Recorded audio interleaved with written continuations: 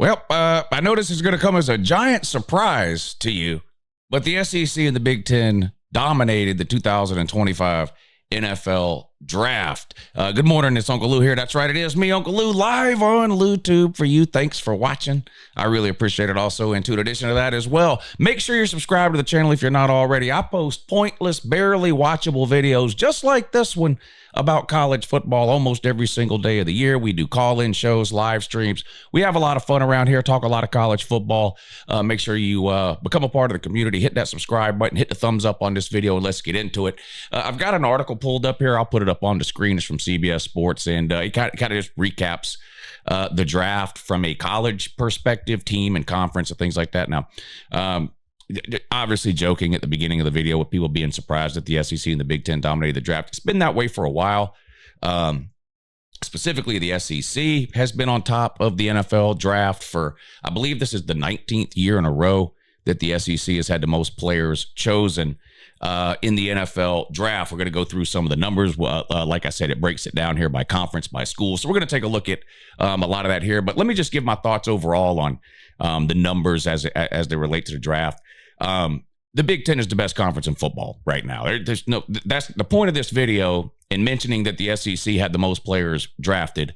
The point of that is not to somehow suggest the SEC right now is on top of college football. I'm a firm believer that right now the Big Ten is the best conference in all of college football. I think it's really hard to argue that from a lot of different angles. They've won the national title 2 seasons in a row, and while I don't necessarily think that the team that wins the national title automatically means that team's conference is the best conference in football, it's definitely one of the metrics you would look at, right? The NFL draft may be a metric you would look at too, and in that case, that would be a tick mark for the SEC column. But you look at the head-to-head matchups last year. You look at the the top 5, whether you're talking end of the year, middle of the year, whatever, the bowl games. Alabama losing to Michigan, South Carolina losing to Illinois. To me, those 2 games were kind of the tipping point. I do believe that, in general, teams, 7 through 12, 7 through 14, whatever, might be a little bit better in the SEC than in the Big Ten. But top to bottom, I do believe that right now the Big Ten is the best conference in college football. Okay, well, if that's the case, why did the SEC have more players drafted than the Big Ten? Well, again, you can't really point to any one particular fact point here when trying to make this argument or debate this argument. The SEC has been on top of the college football world, in my opinion, for the majority of the years for the last 25 years or so. But that doesn't mean the SEC is the best conference in football every single year. And right now, I believe that title belongs to the Big Ten. And it could be that something like the NFL draft is a lagging indicator as opposed to a leading indicator. If you dabble in the stock market at all, you may be familiar with those terms. But, it could be that the Big Ten has overtaken the SEC in play on the field over the last year or two, and that we will start to see that reveal itself in the NFL draft another year or 2 down the road. All of that remains to be seen. There's also the transfer portal that comes into play here. So I've seen a lot of arguments online over the last couple of days. Well, yeah, the SEC had the most players drafted, but how many of those players started their college career at some other school? Well, that doesn't matter. Every single conference in the country has the same opportunity to lose players and gain players from the portal. And like I mentioned, even before the portal was a thing, you want to go back sort of pre-2021. Again, the SEC has had the most players drafted in every single NFL draft for 18 or 19 years in a row. So no, it's not just a product of ACC players transferring to the SEC and then getting drafted, or Big 12 players transferring to the Big 10 and then getting drafted, or whatever. Clearly, the majority of NFL players in the world of college football right now, and really over the last 10 or 15 years, have come from the SEC and the Big Ten, and that trend is continuing. Let's take a look at some of the numbers here in the article. By the way, I don't mean any of this to crap on the ACC or the Big 12, okay? I am not one of these Big 2 people who think that the college football world needs to be divided, but, the SEC, Big 10, and then everyone else. That's not me. I think the ACC and the Big 12 deserve a seat at the big boy table. I think they're just as much a Power 4 conference and a Power 4 league as the SEC and the Big 10 are. I am not a believer in the SEC and the Big 10 getting more automatic qualifying teams to the playoffs than the SEC or the Big 12. I think that's a terrible idea. I think every conference should get the same number of teams in, period, especially now that we're in an age of expanded playoffs, 12, potentially going to 14 or 16. If we go to 12, I think each of the 4 conferences should get 3 teams in. If we go to 16, I think each of the 4 conferences should get 4 teams in. So these are just the stats and the facts of the NFL draft as they relate to the conferences. It's not an indication of my opinion about the ACC or the Big 12. The ACC could win the national championship this year. I think Clemson is a legitimate contender to win it all. Now, this isn't a prediction video, and we got plenty of time to talk about all those kinds of things, but I want to make it clear before we get into these numbers, I'm not here to crap on the ACC or the Big 12. The numbers are what they are. The SEC gets the most players drafted. The Big 10 is next, and we'll see where it falls after that. But let's take a look at some of these numbers outlined in the article here. I'll read some of this. Others of it I'll just kind of skip over or paraphrase. But so it talks about the first round of the 2025 NFL draft here, dominated by power conference schools. The SEC and the Big 10 during Thursday night, which was the first round. 26 of the 32 first-round picks came from either the SEC or the Big 10, the 2 most powerful conferences in the sport. And again, while I agree that's true, it's not. I don't think the ACC and the Big 12 should go away. Look, college football is cyclical, okay? There was a year, I don't remember, was it 2018? There was a year where I thought the ACC was the best conference in football, and it wasn't that long ago. I mean, it was 7 or 8 years ago. But point is, just because the SEC and the Big 10 are on the top right now doesn't necessarily mean it's going to stay that way forever. So I don't want it to come across. These are just the numbers, okay? Trend continued for the entirety of the draft as more than half of the players drafted throughout the 7 rounds came from the SEC or the Big 10. While not a surprise, it's a reminder of the direction of college football is trending, as transfer portal and the opportunity to cash in on NIL deals has made it less likely that an NFL talent will make it through their junior year at a smaller program. That's their opinion.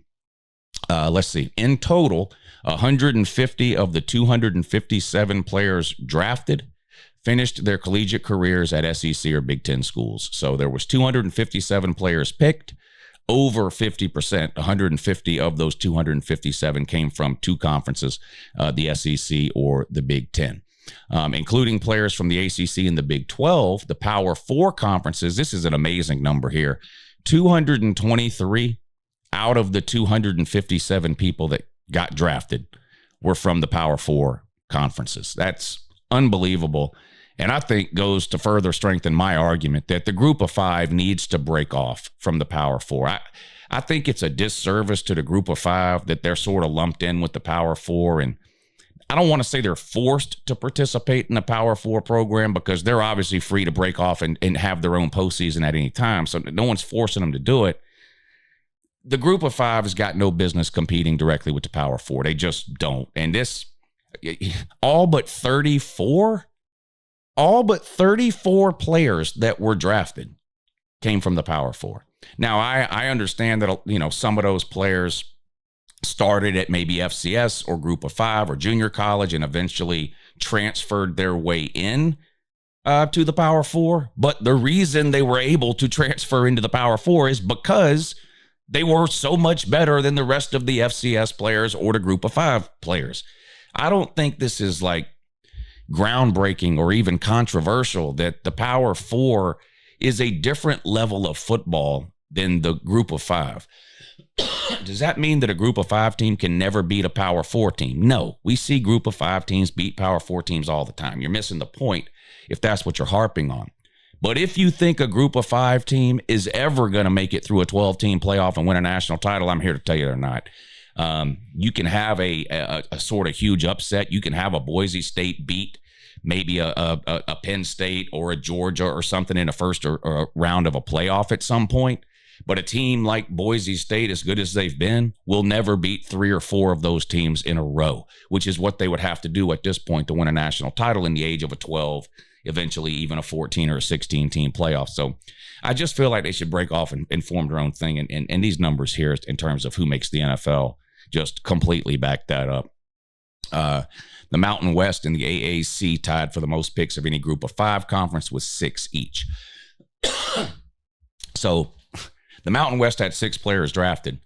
You're going to see in a minute, there are multiple SEC and Big Ten schools that had 6 players drafted, never mind a whole conference. So again, just only 8 players from the FCS were drafted. So again, does it mean that no FCS player can make the NFL? No. If you're talented, the NFL is going to find you. I mean, that's a fact. Whether you're FCS, junior college, group of 5, or one of the big boy Power 4 programs, if you can play, the NFL will find you.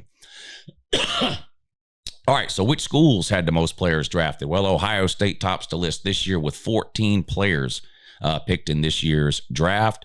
Georgia, who holds the record with 15 players selected, that was back in the 2022 draft, was just behind Ohio State with 13 players drafted. Texas had 12. It's most since 1987. So Texas losing a ton of NFL talent to the draft this year. Of course, they recruit at a ridiculous level, so not expected to have much of a drop off next year. Interestingly enough, this article is not going to mention this, but I'll just throw it out there. Quinn Ewers, boy, he might should have stayed in college. Now, I'm pretty sure a conversation was had at Texas with Quinn Ewers and the coaching staff and the administration there, and it was probably made known to him that they were, it was going to be Arch Manning's team next year. But still, Quinn Ewers could have entered the transfer portal, made probably $4, $5, $6 million by playing one more year of college football somewhere on a really good team, probably. Instead, he opted to enter the draft, and it didn't work out for your boy Quinn Ewers. So, I'd love to be inside his head right now, but he's got to be second guessing that decision. Anyway, Oregon, continuing on here, Oregon had 10 players drafted. The top school from outside the Big Ten in the SEC, Miami, not a surprise to me, with 7 picks. Notre Dame sent 6 players to the NFL draft.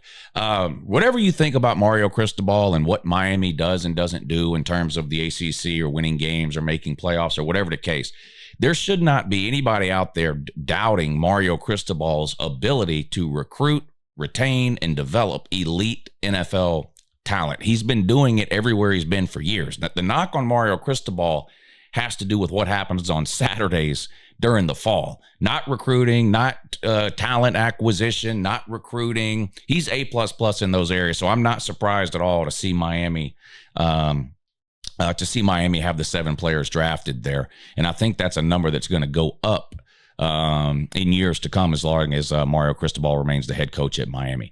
So here you go. Here's the breakdown. Starts with the SEC, which had the most players drafted. Again, like I said, I think this is the 18th or 19th year in a row the SEC has had the most players drafted in the NFL draft. Georgia with 13, Texas with 12, like we mentioned. A little bit of a drop-off after that. Ole Miss 8, Alabama 7. I didn't go back and look this up, but maybe there's Alabama fans or somebody else that can let me know. I have a feeling this is one of the lower numbers for Alabama in a while. It seems like Alabama has double-digit players drafted every single year. Now, I know they don't, but it seems that way. But I should have went and looked into that. I wonder when the last time Alabama had less than 7 players drafted. This has to be a pretty low number for Alabama going back over the last 10 to 15 years.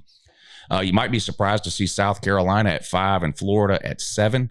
LSU at 7 is not a surprise to me. Again, a team like LSU, I don't get shocked when they put 10 or 12 players into the draft. Again, a school that tends to recruit talent on its own, regardless of the coaching staff sometimes. It's just a hotbed of future NFL talent every single year. LSU is. Florida at 7.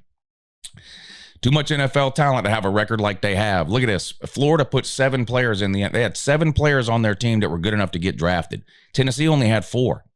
South Carolina only had 5. Texas A&M only had 3. Missouri only had 3. All of those teams were miles better than Florida last year. So I don't know what Billy Napier's doing with that talent down there, but it ain't much. South Carolina at 5, Tennessee with 4. Of course, Tennessee's biggest loss came through the portal. Shout out to Nico. Texas A&M only put 3 players in. That's pretty low for them, and Auburn at 3. Missouri at 3, not known for a school that puts a ton of players into the NFL, but a pretty low number there. Kentucky with 2. This is the disaster here. If I can't imagine anybody 5 years ago going, hey, Did you know that Oklahoma is going to get to the point where they're only putting 2 players a year into the NFL? This is shocking. I don't know. Again, I'm not a draft historian. Oklahoma's got to be in the top 5 or 10 programs in all of college football in terms of putting players in the NFL draft over the last 20 years, maybe of all time. To see Oklahoma only putting 2 players in the draft is just mind-boggling. And beware of the counter argument, by the way, that some of these teams will make Oklahoma fans, even Florida fans, with only putting 7 in, whatever. This is what they like to say. Well, that just means all our talent is coming back. But what do you think? You think Georgia and Texas are fixing to go 6-6 because they put 12 and 13 players in the draft? No. Good teams that are good year over year put these types of numbers into the draft year after year after year. Let's not forget, we just talked about Georgia breaking the record with 15 players drafted back in 2022. They won the fucking national title the next year, okay? They won the national title in 2021. They then broke the NFL draft record by having 15 players off that 2021 national title team drafted. What happened in 2022? 15-0, undefeated and national champions again. So how many players you get drafted in and of itself is not an indication that you retained all of your talent or lost all of your talent. Okay, it's just not. You got to look at other factors. If you have a team that's been recruiting in the top 5 for a decade, like Georgia and Texas have, putting 12 or 13 players in the NFL is not going to bottom those programs out. It's not. And the fact that Oklahoma only put 2 players into the draft is not an indication that their team is loaded and they're about to go 100-0 and win a natty. Oklahoma will be lucky to make a bowl game again in 2025. Look at their schedule. It's absolutely brutal. And it turns out, this just in,